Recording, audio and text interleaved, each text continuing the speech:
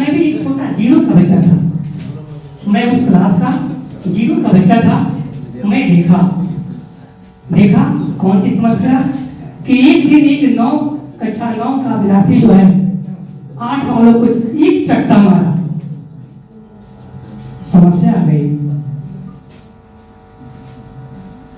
शिक्षक महोदय गए, दूसरी घंटी बजते ही जब देखा कि क्लास तो पूरा अव्यवस्थित ढंग से बैठा हुआ है, उन्होंने कहा कि ऐसी समस्या क्यों आई। जो बच्चा 9 का 8 वाले को चट्टा मारा था, उसने कहा कि सर हम लोगों ने कहानियों में सुना है कि बड़ा कुछ भी कर सकता है, इसलिए मैंने 8 वाले को मार दिया, 8 वाला 7 वाला को मार दिया, 7 वाला 6 को मार दिया, 6 वाले को 5 को मार दिया, 5 वाले 4 को मारा, 4 वाला 3 को मारा, 2 वाला 1 का मारा। मैं जीरो एक कोने में जाके बैठ गया कि भैया मैं सोचा कि मेरा नंबर है, मैं शरीर से बहुत कमजोर हूँ, यदि कोई मार दिया तो शायद मेरा अंत हो जाएगा।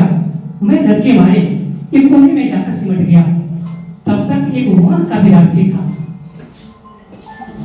वह मेरे पास गया और मेरे बाईं तरफ जाकर खड़ा हो गया। अब वो संख्या 0 से 10 हो गया। जो संख्या 0 वहां बैठा था, ये बाईं तरफ भवन का बच्चा जाकर खड़ा हो गया। वो संख्या कितनी हो गई? 10, यानी वो 9 से भी बड़ा हो गया। मैंने पूछा तूने ऐसा किया क्यों? तूने ऐसा किया क्यों? वो कहा कि देखो मैं अभी बता नहीं सकता, मैं भी बड़ा जिद्दी लड़का था। मैंने कहा कि नहीं, पहले बताना पड़ेगा तुमको कि आखिर 9 से लेकर 2 तक मेरे सामने मेरे बच्चे बैठे हैं, मेरे भाई हैं, और क्यों तुमने मार दिया मेरे से?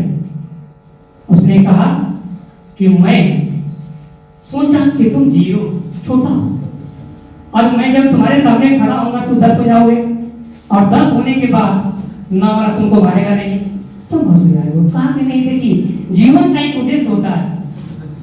सब लोग कहते हैं मैं बड़ा हूँ, मैं बड़ा हूँ। वो लड़का कहा हमसे, आज भी वो याद है कि देखो अपने आप को सब लोग बड़ा कहते हैं।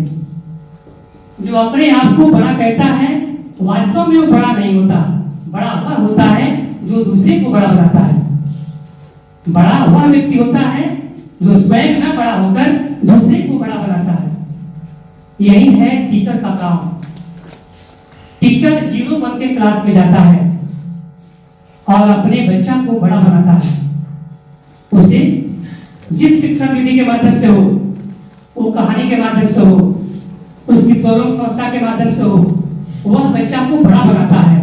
और वही बड़ा होकर से बच्चा आपको कभी जीवन में मिलता है तो आपके पैर ऊपर नमस्कार करता है, क्योंकि उसको याद रहता है कि मुझे बड़ा बनाने वाला मेरा शिक्षक ही है। मेरा कहने का उद्देश्य यह था कि कोई भी शिक्षण विधि हो, जब भी वो पूर्ण रूप में शिक्षक अपने बच्चों को देता है तो वह बच्चा आगे चलकर आपकी मान सम्मान के साथ इज्जत प्रतिष्ठा देता है, और वह शिक्षण विधि बड़ी होती है। शिक्षण विधि ही एक ऐसी विधि है जिसके माध्यम से थोड़ा भी अलग नहीं हटता है शिक्षक।